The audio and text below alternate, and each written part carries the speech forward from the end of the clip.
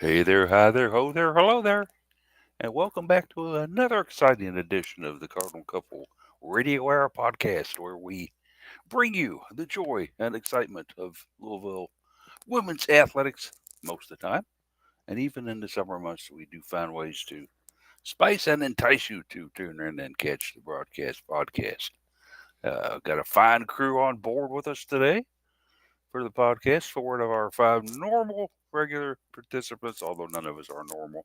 Uh, Daryl is out at a wedding today, not her own, but I guess previewing another wedding to see what she needs to add to hers or whatever. And but we do have Case with us. We have Jeff with us, Jared and me, Paulie. So as we like to do at the start of the show, let's kind of catch up with the guys and see how their week's gone and what's been going on with them. We'll go ahead and do this in alphabetical order. We'll go ahead and start it out with Case. Yeah, not much really. It was one of those weeks that you look up and it's over, but also you didn't get anything done. Yeah. So those weeks can be great when you don't have things to do, but when you do have things to do, those are not the best weeks. So it goes. Kind of like a rowing, and after 10 minutes of rowing, you still see the same tree that was beside the canoe that you were starting with. And Yeah. Turn around, go downriver, and make it easier. Or downwind can also. Yeah. Downriver is always a good idea. Yeah, you don't want to be fighting that now. Jared in the house with us today as well. Jared was just explaining to us a Disney cruise that he's contemplating in February. And did they ask you to play Mickey or Goofy, Jared? Which role were you? I'm actually too tall to fit in either of those suits, so they're not going to let me do either of them. I'm not too tall for Goofy. The cutoff is 6'3". I'm 6'5". Wow, that's absurd. Wow, They should make Goofy taller. Yeah, you You'd would have think. figured. Yeah, the better to scare the little kitties with. Yeah. Make him look like the meme where he's. It's the whole Pluto versus Goofy debate, okay? How come one dog can talk and the other can't? Yeah, that's right. Somebody told me that Goofy was a cow because he dates. What's her name? Maribel. Maribel. Maribel. Like Yeah, that. I was like, no, she's obviously a cow, and he's obviously not a cow. It's like, I don't think that your animal anatomy is quite right based on their face shapes. But I just go back to the George Carlin where he's commenting about how people are expecting kids to enjoy these characters. A 6 foot effing rat. Yeah. I don't know. I just, I almost joined a. He didn't censor that though, of course, Right. because George Carlin.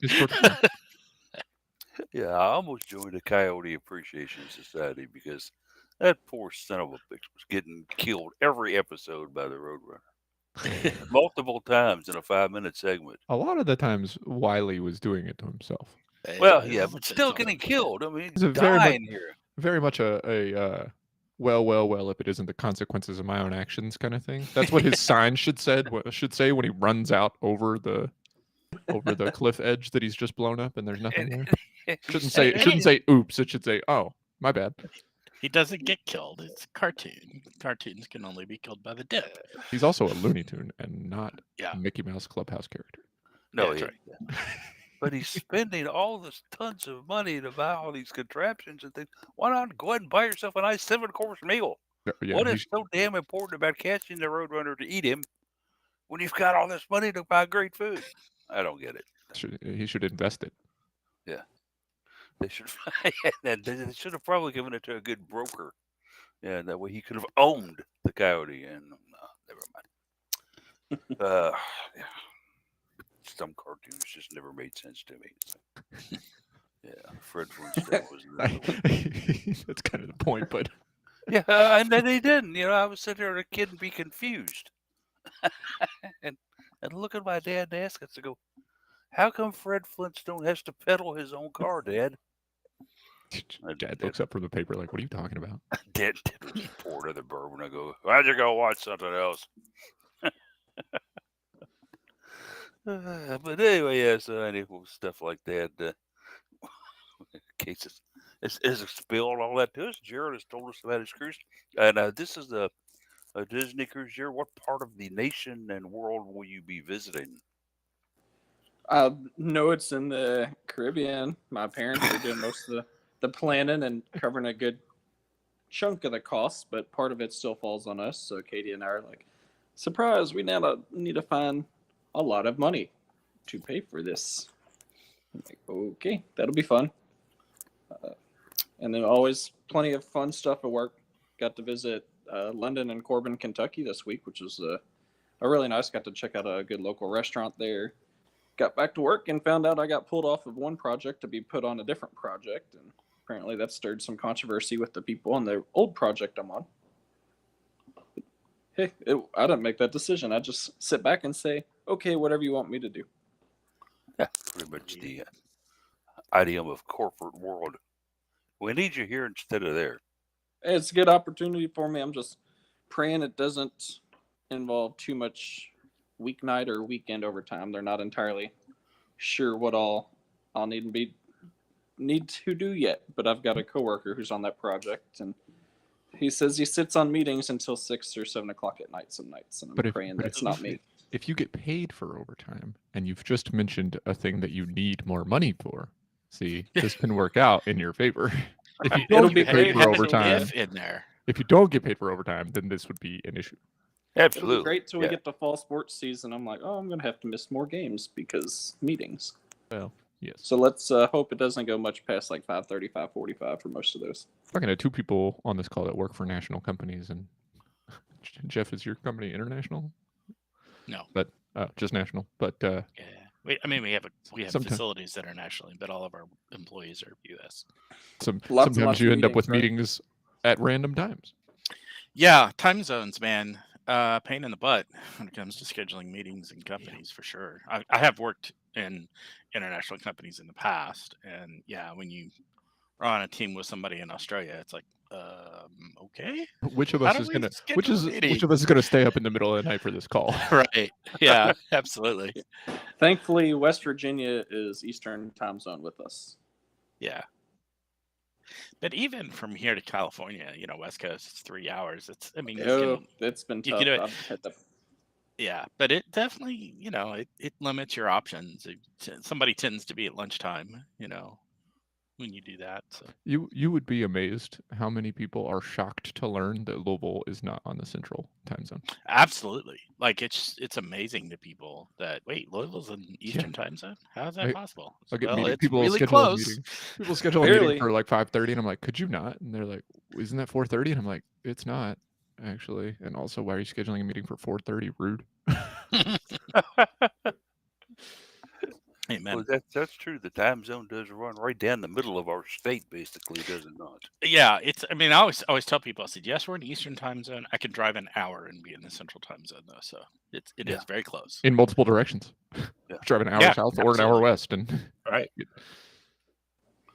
It's certainly a thing of where I think there's been debate in the past about eliminating the falling back and marching forward on the old time idioms when the summer months come along to extend the daylight that we have. I think it confuses more people than it does good sometimes.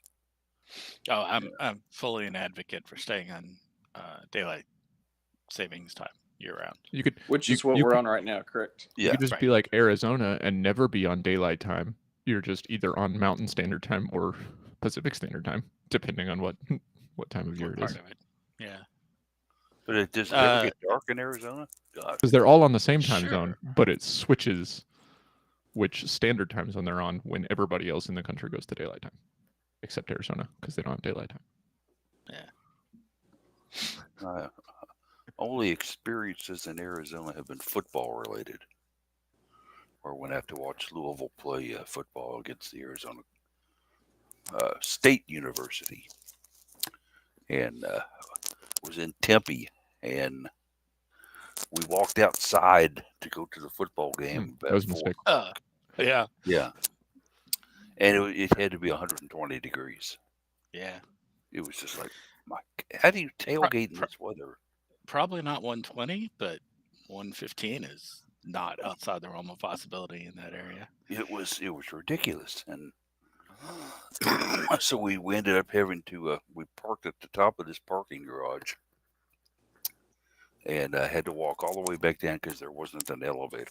Were you on the roof or in like the At top the level? very roof, on the very top. Did your car melt to the?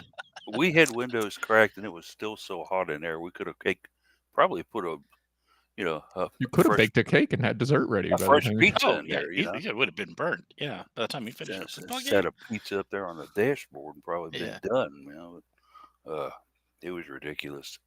Took so long to cool that car back off, but fortunately, where we went to go tailgate, it was a UofL sponsored tailgate that we walked over to. Yeah. They had plenty of beverages. I think it was Phoenix a few years ago where they were having to ground some airliners because it was too hot for them to fly. Mm-hmm.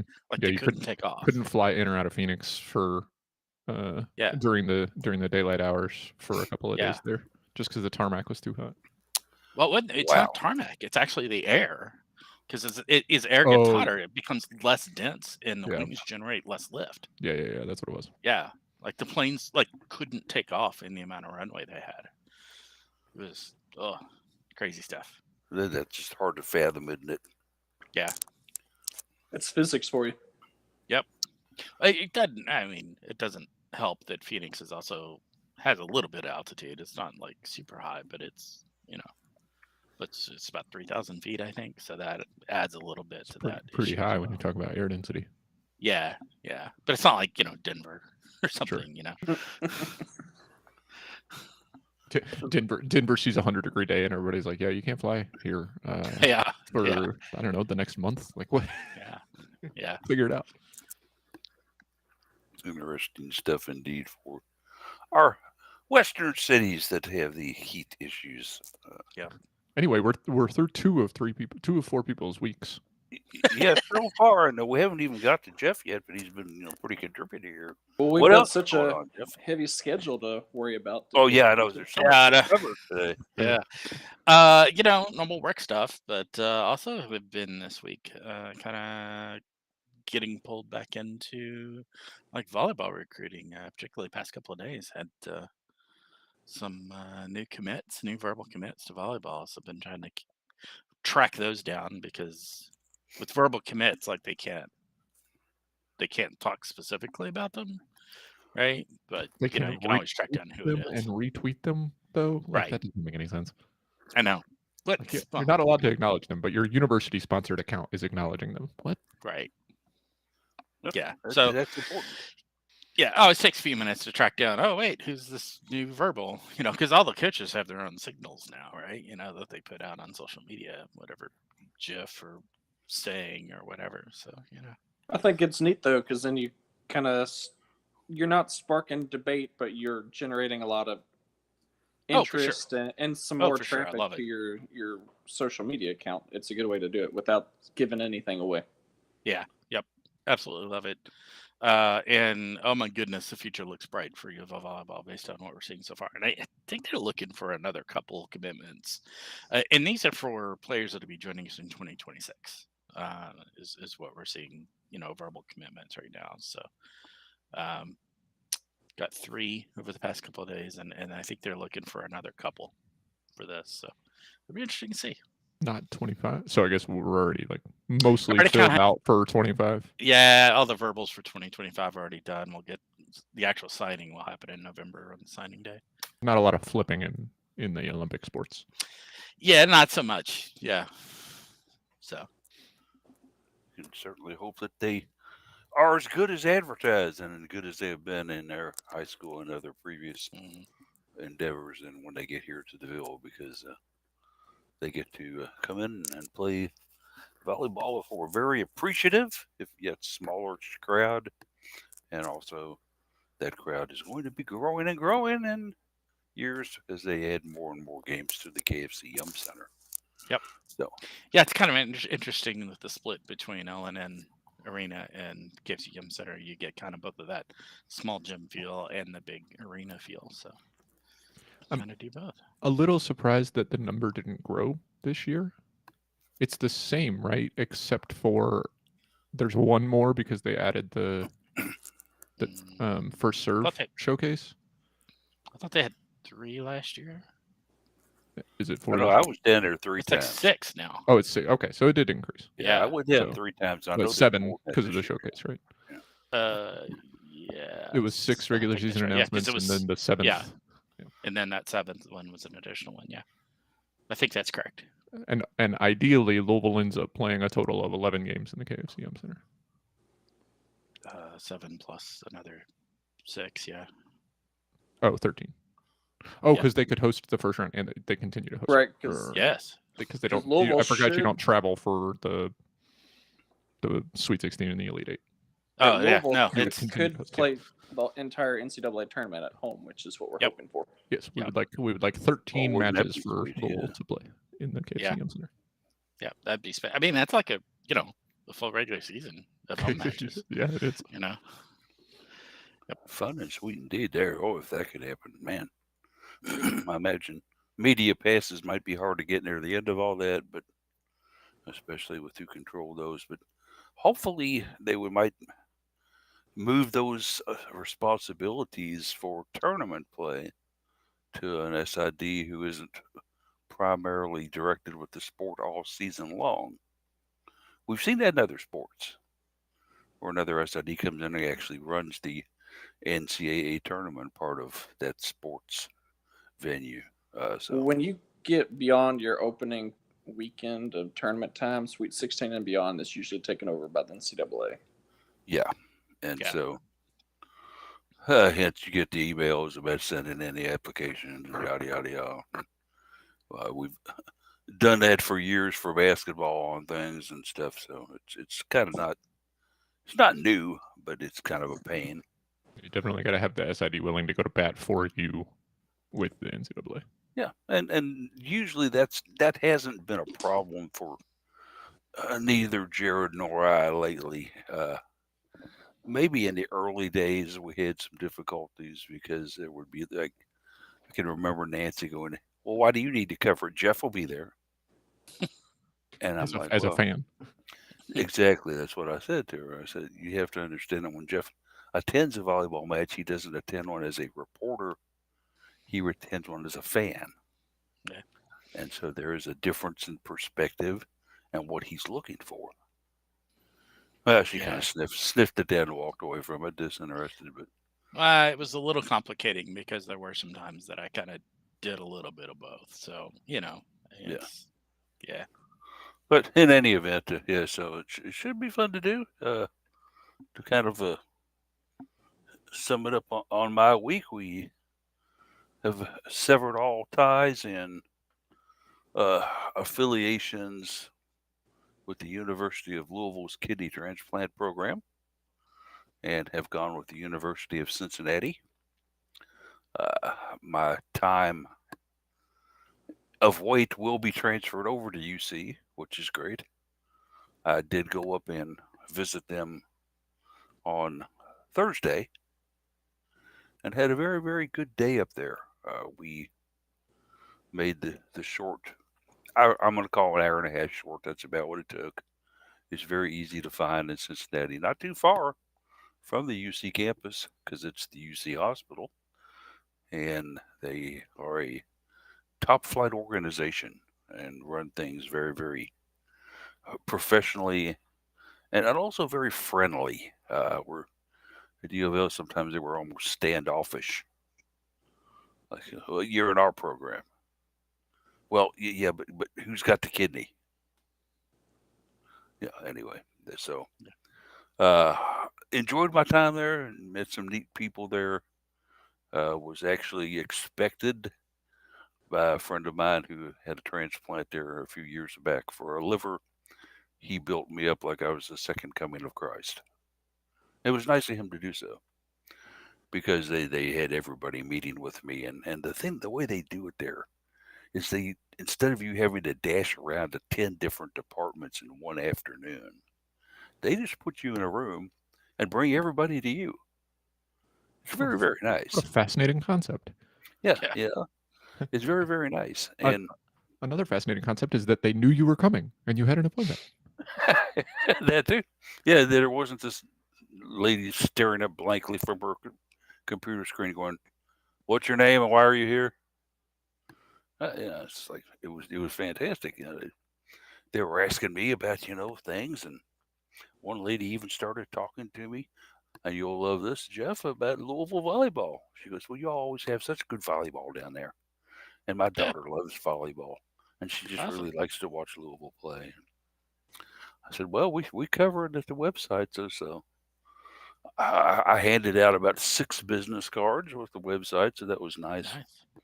People that will be hopefully following, and oh no, I'm very very happy, and I'm glad I made the move and I made the switch. Yeah. Uh, Certainly, it's a longer drive now, fine, but they seem to be a lot happier about what they do in their profession and what they are doing for people. Where at UofL, sometimes I got the feeling that this is just my 9 to 5, blah blah blah blah blah. Uh, Not so much up there. They are very very active in the patients and what they hope will happen for them. And as they one guy kind of jovially told me, he said, "Yeah, we're the last cause here. The last hope for people. They get tired with other programs, they bail out on them. We take them in, we show them love, we get them a kidney, we send them out into the world. That's what we do It's an here." interesting take on it, but Yeah, okay, fair. Yeah. he was fun. He was the guy who took me on my 6 minute walk, where they actually make you walk for 6 minutes to prove that you can do it. And so we were walking around the hallways, and of course, I was totally lost after the first 45 seconds. And so I'm following him.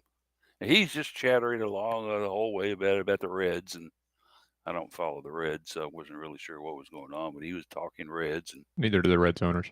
yeah, and yeah, that's seemed to be his general gist of information relayed to me. He's like, they don't know what they're doing. As a Reds fan, the Reds don't know what's happening. There's talent, but you can blame management and ownership on that they can't win. But I was telling him about my old days going out to Crosley Field, which was, of course, the place where the Reds played before they built Riverfront, which is, I'm not sure what it's called now, but anyway, uh, the old Crosley Field was in the west part of Cincinnati, and it was a rough part of Cincinnati, not the best part of town socioeconomically. It was not in the downtown area, and it kind of when you went into it, it just had that great old ballpark feel and smell to it. The minute you went into the gate, the bratwurst smell and the knotwurst smell hit you. And then there was the guy screaming about ice cold Huda Bowl and everything. It was just a great old time atmosphere for baseball. And when they had bat day, there were about 8 million kids there because they would give you a Louisville Slugger bat. But anyway, so that was an interesting trip. We came back from tired, but had a great time, and then stopped off in Burlington. On the way home, there was a restaurant that we really like there called the Towsey House. And if you're ever up in Burlington, I do recommend that you attend it and go have your dinner there because they are top notch and excellent. And you can go in casually dressed too, but they will take very, very good care for you. I had a Kentucky hot brown Towsey style that I'm still just licking my lips in anticipation and joy over. It was so good. That's risky. Yeah. A hot brown more than 50 miles away from Louisville is.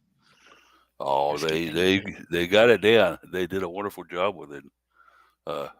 We've eaten there several times, and Sonia has to go back for the salmon each time. She just loves the way they do their salmon there. And they give you a nice salad with your meal, and you can even get other side dishes if you want that. We actually did a dessert this time around to get a little sugar intake to us because we were pretty tired from the whole day and everything. And they have a very nice chocolate mousse, which I recommend if you ever go there to try. It's very very good.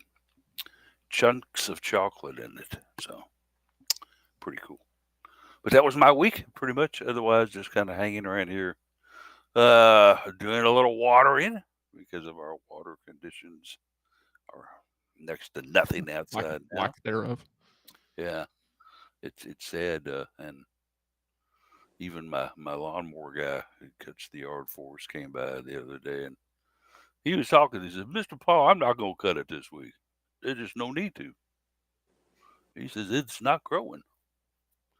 I said, "Well, I know you hate losing the money I would pay you to cut this, but I appreciate your concern about the yard." He goes, "Well, if I cut this thing and kill the grass on it, I don't have a job." It's true. He was very. Yeah, I like the guy. That was a good lawn. He was actually the son of a guy I went to high school with, and has got his own landscaping and yard cutting services now, and does a wonderful job with it. And he's just when I saw the name there, I remembered the dad's name and thought it might have been the dad, the guy I went to high school with, but it wasn't. It was his son. But he's like, "I'm gonna ask my dad about you." Okay, okay. And his dad must have given him a great report because he was like, "I'm gonna give you a family rate." So played a lot of football with his dad, but anyway. So now is family rate discounted or double price? yeah, where they criticize the kibitz and everything you do is wrong. No, it's a family. No, it's a discounted rate from the regular rate. It was nice of him to do so, but he is trying to build his business, and certainly, I think, going to be very successful at it if he's doing the quality job on other yards like he does with ours. I mean, he and the guys that help him can knock my yard out entirely in about an hour. And that's weed eating. That's the whole 9 yards. That's trimming. That's keeping hedges looking good. It would take me half an afternoon to do that by myself. And so it's worth it for me to pay the money to have it done and to get the family right. So how about that? But we have other things going on as well. Although, Jared, you could probably look at scheduling and got a big zero, I'm assuming. Yeah, I didn't even bother looking at the schedule because I know there's nothing on there, at least for a while longer. There's one thing on the schedule, and there should be two things actually. But well, if you're looking at the swim and dive, you could look at some of the Olympic trials that are going on right now. We did see on the men's side, at least a couple swimmers did get selected for their respective home national teams. So we'll certainly cheer them on, but not too much in terms of direct UofL sports going on. And X or Twitter information as it was, I think we've been kind of debating back and forth about still continuing to do that. So I'll leave it up to you. If you want to run through the accounts, fine. If not, that's fine too. They're pretty dead this time of year, so we can skip ahead. Follow Coach J Pineda 24, and you can get information dropped to you about Louisville news. That yes, information that some sources don't want you to have. Yeah. Like, well, I don't understand that. I mean, well, I posited a potential reason for the holdup in my article today, which is that they just don't know what the role is going to be and what it's going to entail, and that's why they haven't announced anything yet. And that might be part of it. But the only question I would think, I don't see any question. It's assistant coach, right? She's employed. I mean, it's not like what capacity she's going to be hired in, right? I mean, we know that she is employed by the university. Her, we know she's on board. Daryl onboarded her. We know she's having pictures made with the staff and kids and everything else. I mean, it's. I don't understand the drama being played here about the official announcement, but then again, there are certain things that Jeff Walls do that we don't understand why, but they usually turn out well. So we don't know the reasoning behind it, but certainly Amanda Butler will, I think, add a wealth of knowledge to the program. And certainly, even if she does take a Beth role like Beth Burns had, Beth Burns parlayed that into a nice coaching gig. So maybe. Yeah, I don't think there's any reason for her though to do that though. At this point, they're allowed to have. What was it? Somebody That's right. They did approve the fourth coach, didn't they? Yeah. The fourth or fifth now. It's like you can have a bunch. So yeah. Well, if football gets 30 coaches, I think the other sports can get an extra one. You would think. Yeah. Well, I think officially, I don't remember exactly how it worked, how the wording of the new rule worked out because of all the stuff that happened with Michigan football. But I'm pretty sure you can have like an unlimited amount of coaches now, or an unlimited amount of staff members in some way, shape, or form. Interesting. Kind of weird, but yeah, it's something quirky that way. I thought we had discovered that there was no issue with her being officially an assistant coach with the ones we have currently remaining there. So it's like there's no question here. It's Certainly, we'll see if she assumes kind of the role that Beth Burns had in running practices. And then when she left, that kind of fell to Steph Norman, who does a fine and great job at it. Just that a lot of times she was occupied with so much other stuff that it was tough for her to do. And I need to stop by and talk to Courtney Walton about all this too. But anyway, that will be another trip. Someone was talking about earlier this week in the Cardinal couple articles. I hope you read them every day about Mount Rushmore. Now, why in the hell would somebody? I will say nothing further, and let the man who penned this great article about the Cards Mount Rushmore take over from here. I don't know. I just ran out of ideas for summer. I'm like, who are some of the best women's basketball players? Since we were still waiting on the Amanda Butler news, so basketball was fresh in my mind, and it's like, we did this topic and discussion, and it's probably been a couple years now, and more players have come and gone, and there seems to always be at least one new name added to the discussion board each year.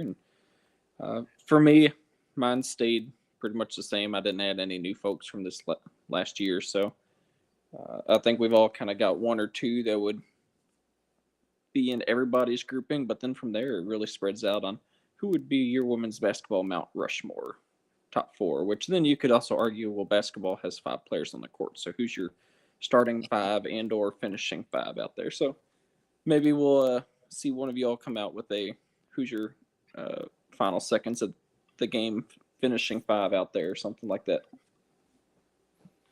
Yeah, the terminology on that one might be rough though, but I think the ones that you came up with on your Mount Rushmore seem to be pretty popular with the reader list. Certainly, I don't think there could be any argument about Angel McCoughtry being on there with everything that she did in her career here.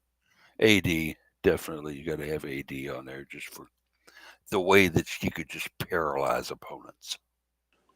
Her takeover of games sometimes was just so great to remember.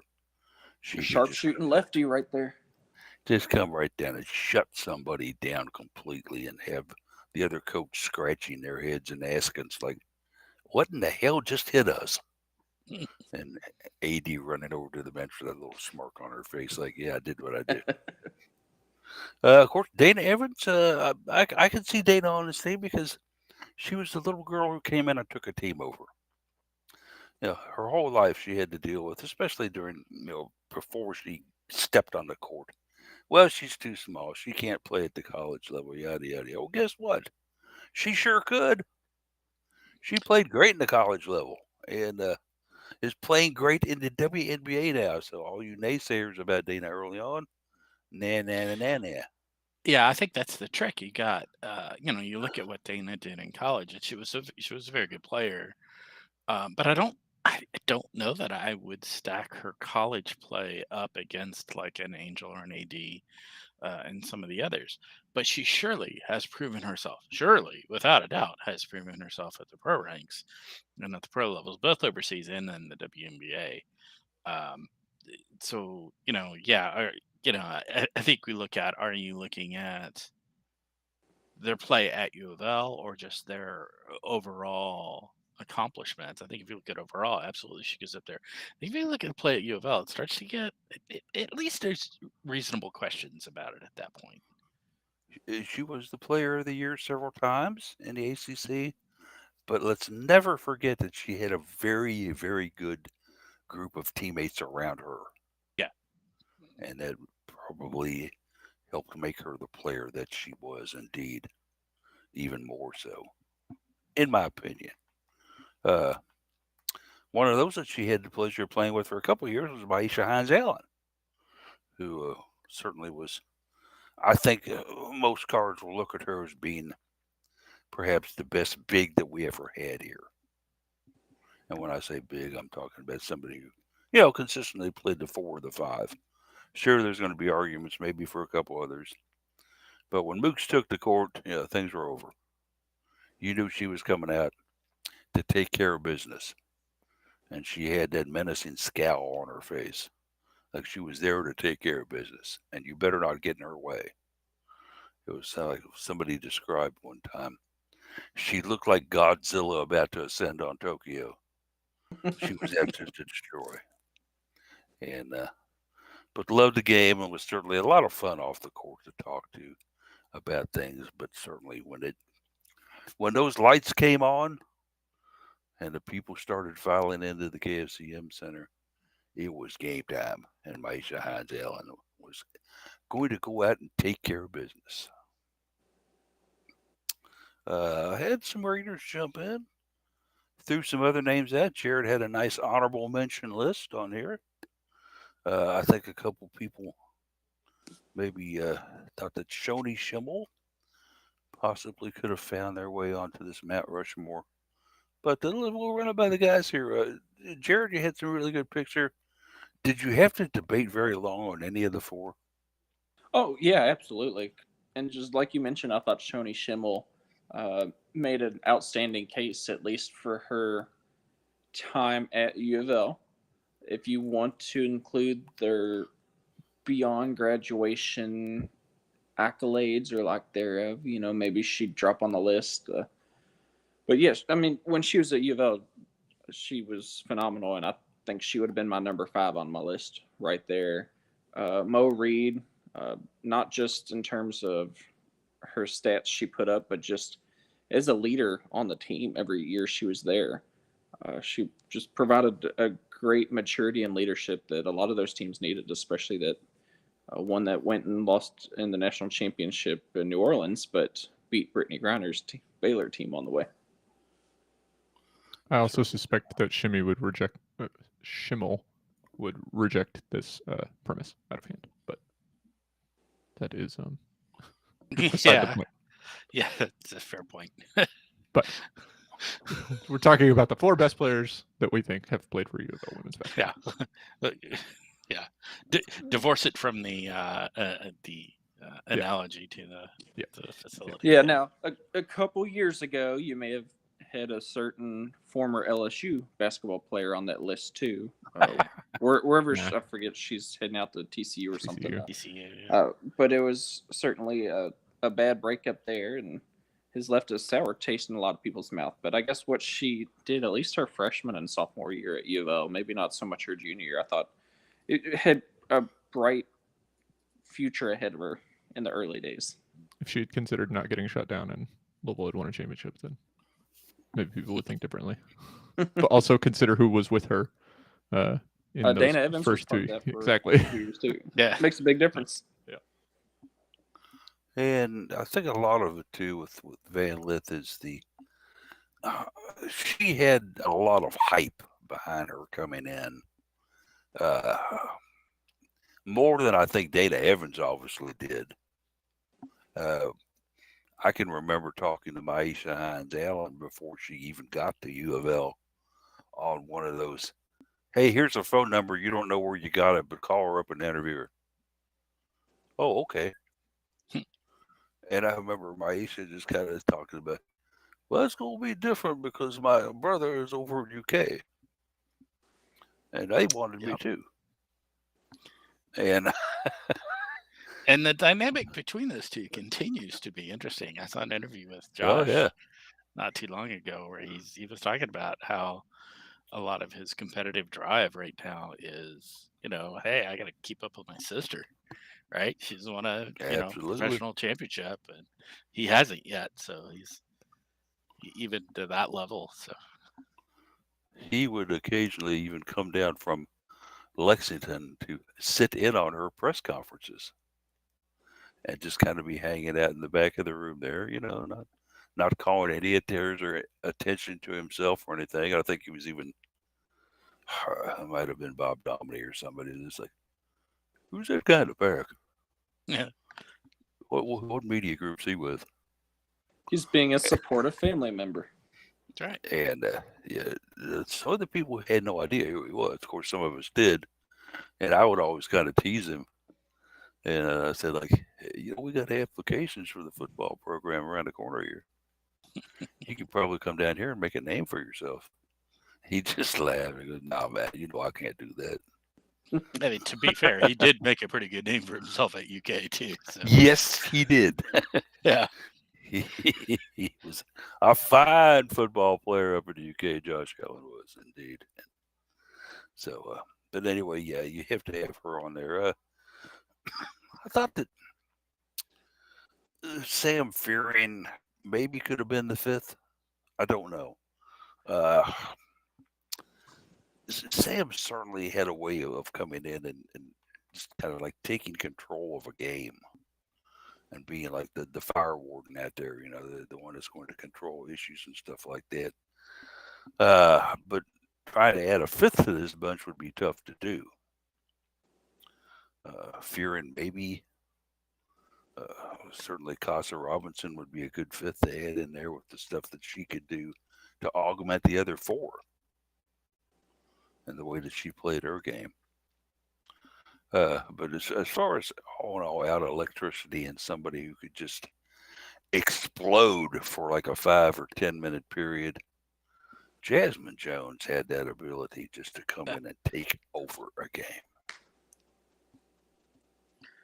She was a character for sure. Certainly a level of energy seldom seen on any team's sidelines, for sure. Oh, for sure, yeah. And I think one of the best conversations I had with her is when we interviewed her. Nick Evans and I interviewed her last year, and we used to do these interviews up in Nick's office. But for some reason, he said, "No, we're going to meet her over at the Cuba over there, if you don't mind." I said, "No, I've got no problem with it at all." Well, she had been in there an hour before the team practicing and was drenched in sweat and just worn out and tired. But basically put on a baseball cap and sat down on the couches outside the practice hall and talked to me for 20 minutes.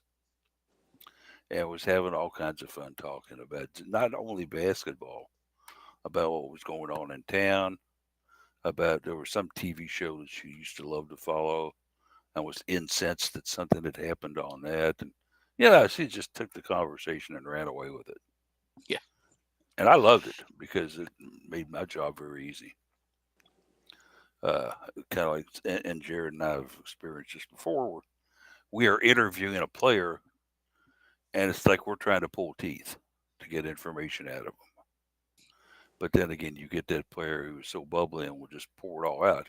And I think you'll remember, Jared, when we talked with Daisy S., how great she was about letting things fly. Oh, it's always an extra treat when you can talk with the player and just let them take over. And they've got that personality. They'll talk about anything and everything. And you could put a mirror in front of them and they'll still be talking tomorrow when you come back. It's a good way to put it. And I never really thought of it that way. But anyway, so yeah, we had 4 very good candidates.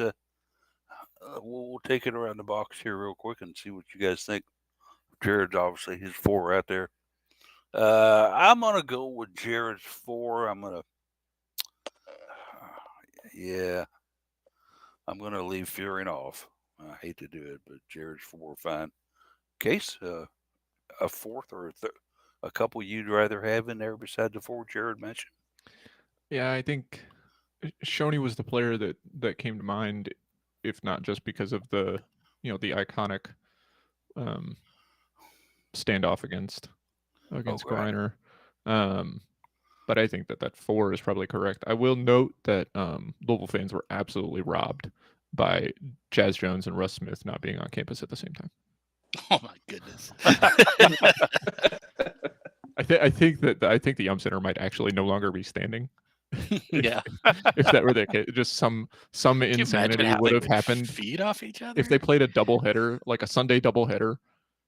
It would be, insane. Yeah, I mean, imagine if they showed up at I don't know, like a volleyball match together. I mean, just do you remember the time she came to softball?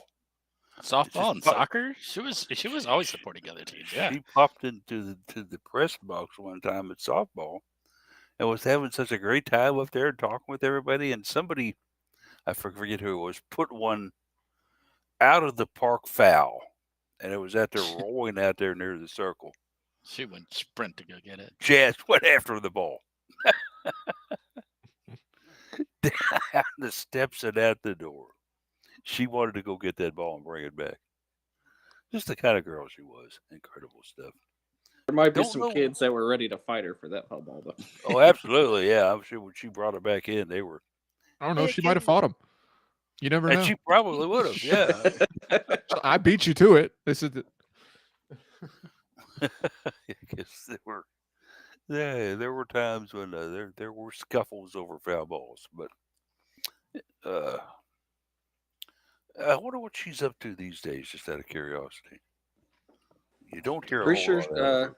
The last I heard, she was playing overseas, but I don't know if she is currently playing overseas. Yeah, might be a good research on what happened to her. Whatever happened to? We'll check that out and see. But she last played in the W in 22. She's currently in Greece. That's where it is. Okay. On Panathinaikos. So there you go. That's what she's doing. She's getting to play ball, and that's her dream. She camped with the Mystics last year, but she didn't end up making the team. We're certainly glad to have her still a part of UofL, though, and certainly someone that we can look at and smile and go, yeah, she was on our team, and how great she was. One of those players you do not forget. And we've had some good writes this week on other things as well. Maybe we'll touch just a little bit. Jeff has got some information on volleyball that he was nice enough to provide with us earlier this week. So, yeah, we've had 3 verbal commits to the volleyball program for these are players that are going to be joining us in 2026.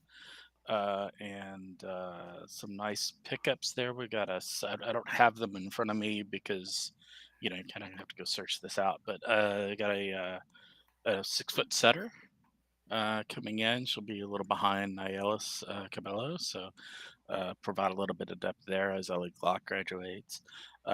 And then 2, I think they were both 6'4", I think is what I said, both 6'4" middle blockers coming in. So we're going to have ongoing depth in the middle blocker position as well. So I think they may be looking for maybe another outside in that sort of time frame as we'll be seeing, Anna DeBeer and Jared Lieber graduating and moving on. So maybe kind of fill all that, although we got a bunch, so I don't know how critical that is. So, but some really great pickups for the program, very high level, well regarded from what I can tell in the club and high school scene. So yeah, some great things there. The coaching staff out there recruiting, just killing it out there recruiting like they tend to do. Everybody in the chattering community of volleyball talks about how wonderful this staff is at evaluating and finding players that maybe are not overall ranked super highly, or usually ranked fairly highly, but maybe not super highly, but have the ability to develop them. and then do so. So more of that coming for this program. Let's see. Something else that came out not too long ago is I don't know, a few weeks ago. I hadn't mentioned this. This is a little off topic for us, but a little also kind of indirectly relevant. Is that John Cook at Nebraska signed a new contract that extends his contract out to 2029. Relevant to us because there's a lot of people that would expect Danny Busby Kelly to be the next coach at Nebraska if the opportunity arose. So, I'm always keeping an eye on that program. Say, stay there, John. Stay healthy. We want to keep Danny. She's awesome. So that's happening. Yeah. And then you know what? I'm gonna save my last little bit for final thoughts. Very good. So those just to follow up. That's Blair Thiebaud is the setter. Yes. Out of College Station, so a big grab over the Texas teams. Amira Bailey was the first middle to commit. Yes. She's out of Bowling Green, so a decent grab to prevent her from going to build up a pretty decent WKU program. Right. And then Ellie Strecker, the most recent, who is out of Zionsville, which is basically Indianapolis. Yeah, northwestern Indianapolis suburb. Yeah. Yep. Yes. Yes, those are the three. Yes, thank you. Mm-hmm. All good stuff for the program as it continues on, and certainly, I think the longer Danny stays here, though, the less likely she is to end up in Nebraska. Just my own personal thought on it. More and more ties get established the longer that goes on. I think you're right. It would take a lot of ties, I think, to keep her here when that position comes open. But I would just certainly hope that Dan Miskey would not go with her. I don't think he would go. I think now that his family, his children are starting to grow up here, I think Miskey is considering Louisville home. That would be delightful. Yes, indeed. And Todd Chamberlain is a Louisville boy himself, so I think he'll stay. If he's given the option to stay, I think he would stay. Well, I think, talking about Dan Miskey's thing, he'd probably be who most people would expect to take over, right? Yeah, just elevate him up. Yeah. Yeah, I would be quite happy with that. I think he would choose that over, following DBK to stay an assistant. Yeah. So certainly, all we need to do now is give them a nice arena on campus. Are you listening? Are you listening out there? Before we close it on that, I also want to kind of touch a little bit here on Daryl's article that she came out with on Friday, where she was coming up with performers of the 23-24 season and the ones that she thought were the top performers in their various sports throughout that time of play. Certainly came up with a good list of some great players here, I think. And we'll kind of go through the ones that she threw out there, and then we can cover some of our other individual selections, as she picked Anna DeBeer for the volleyball award.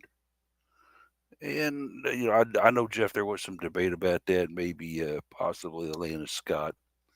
But, yeah, I look at that as it's a tough call. Both are extremely, extremely good players. What I look at in mentioning Elena Scott, I looked at that and said, okay, if you think of Anna DeBeer, she is, she's getting All-American honors. That puts her in the very top echelon of outside hitters in the country, right? But would you say that she is the best outside hitter in the country? I don't think I would. Like, she's in the ballpark of it, but I don't think I would. And I do think I would say that about Elena Scott in a libero position. And we have. Yeah, is she the best libero in the country? I think there's a really good argument to be made there.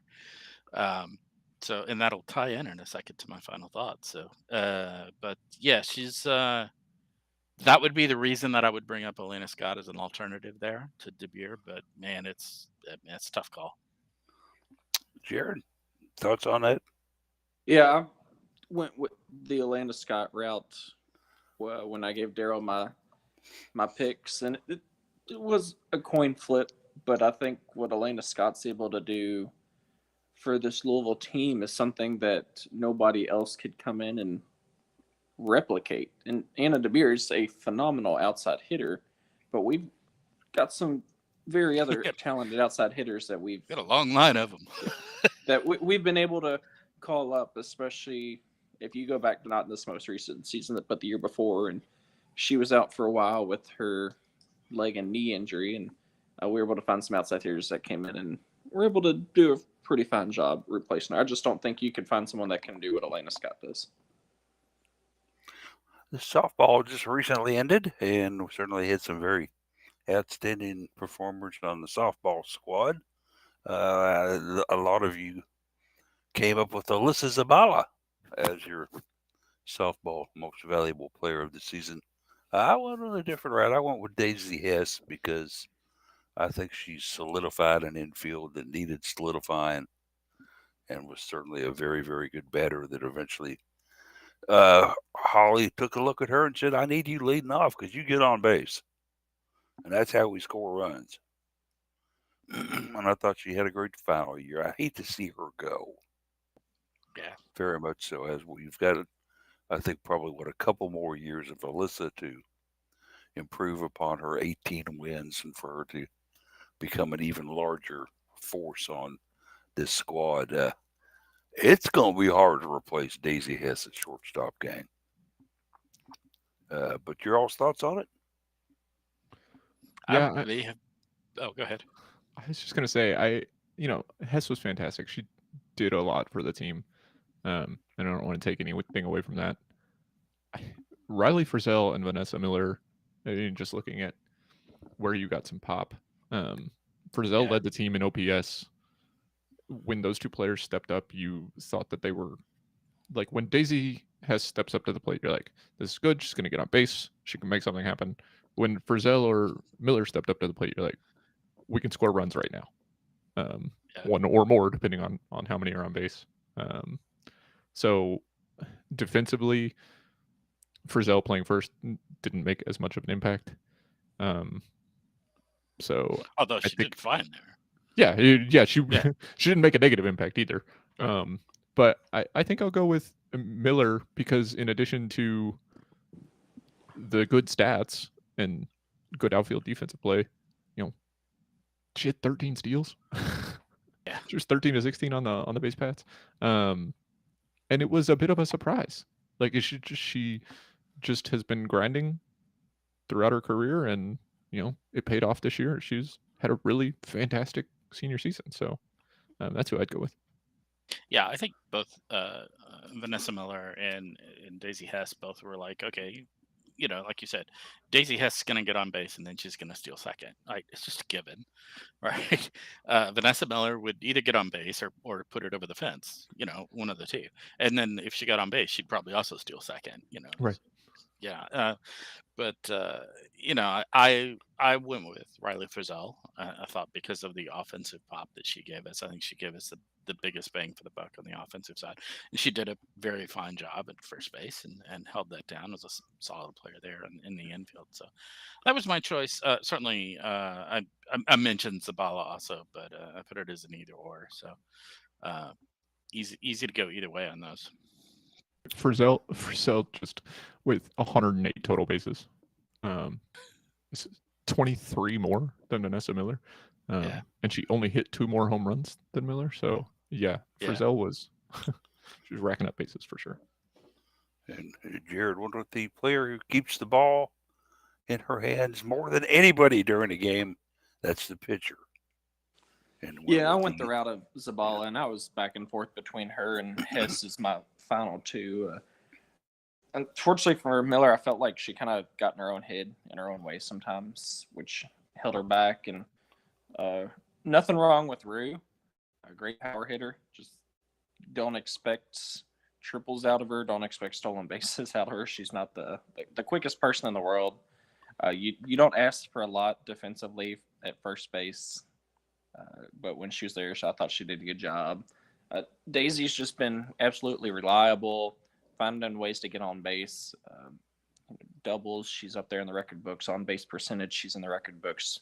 Steals, career steals in a season. Once again, she's up there in the UofL record books. Just great job.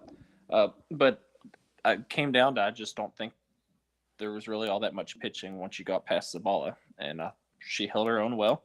She was put in way too much for what she needed to. You could tell they were wearing her down. I think that's why her stats weren't as good. She didn't have as many wins. I think she just looked tired at times because you couldn't rely on anybody else to go more than 2 or 3 innings. But instead of trying to put the blame on others, Zabala said, no, I just need to get better. Every time I'm out there, I should be expected to be at my best, and I've got to find ways to prepare myself for that. That part really stood out in a conversation with her one time. I'm like, damn, she's a hell of a competitor for only 19, 20 years old, whatever she may be at. So I thought, this is the future of the pitching for Louisville right here, and we've got 2 more years with her. And for her to choose here over a lot of other places, because there's NIL money being thrown at her from other schools if she wants to, but she's remaining loyal, and she's been on Twitter or X or whatever you want to call it, and she's been very loyal about not jumping ship and going other places. Indeed. While you're talking about a player who has the ball in their hands the most, I think that's the catcher. And I do want to give a shout out to Kylie Goff, who had among the worst batting averages on the team. The best on base percentage, just about. Very unfortunate, but she was hit by a pitch 21 times. Louisville as a team was hit by a pitch 53 times. So she was hit by a pitch almost double the amount of times as everybody else. She had 23 walks, which was second most on the team behind Tess. And she had 6 out of 7 on the base paths. Louisville was 79% on stolen bases this season. Yeah. And opponents were 66%. And only attempted 36